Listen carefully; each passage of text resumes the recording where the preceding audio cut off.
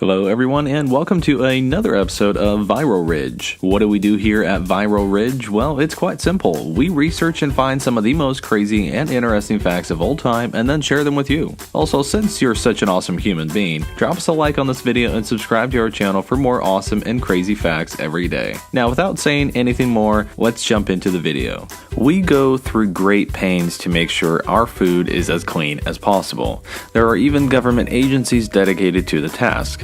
And some of the most common practices in our own kitchens are geared to keep our food clean. It's in our nature. Yet still, we have free will and we can choose to defy our nature, even if sometimes it really seems like we shouldn't. Humans have developed food items made from some of the things that might disgust us. Here are 5 foods that are made in a, well, not so tasty and comforting way. 83% of adults in the US drink coffee. That's roughly 264 million people. We love this stuff, and it comes in as many varieties as we could want. Kopi Luwak, the most expensive coffee in the world, is produced from coffee beans that have passed through the digestive system of a cat.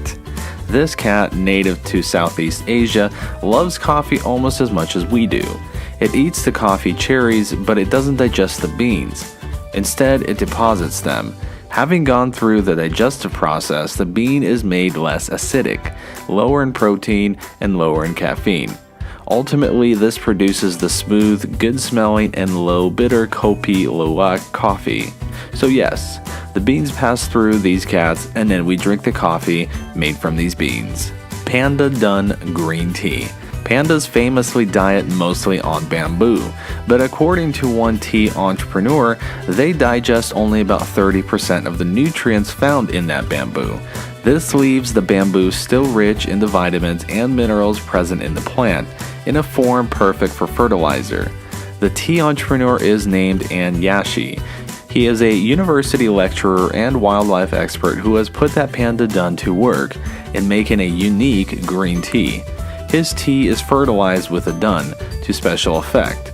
He says, just like green tea, bamboo contains an element that can prevent cancer and enhance green tea's anti-cancer effects if it is used as fertilizer for the tea.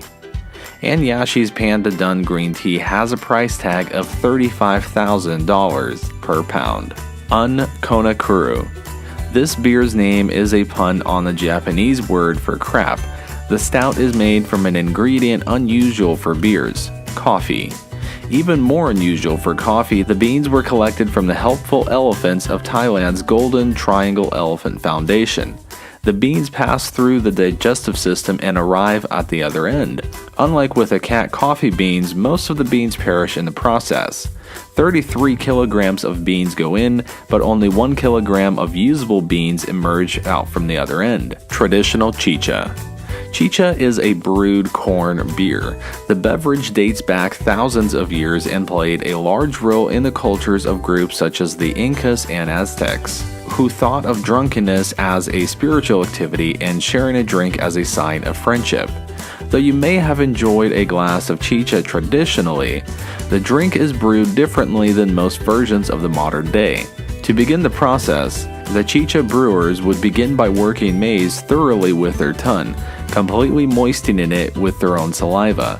The enzymes in our spit are enough to work the cornstarch into a form of sugar. After a drying period, the maize cakes would be ready. This step happens before the beer is brewed, so the final product is sterile, and some breweries still make the drink in the traditional fashion. Honey.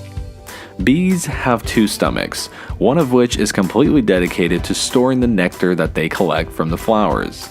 When full, this stomach can weigh as much as the bee itself. These honeybees return to the hive after visiting somewhere around 1,500 flowers.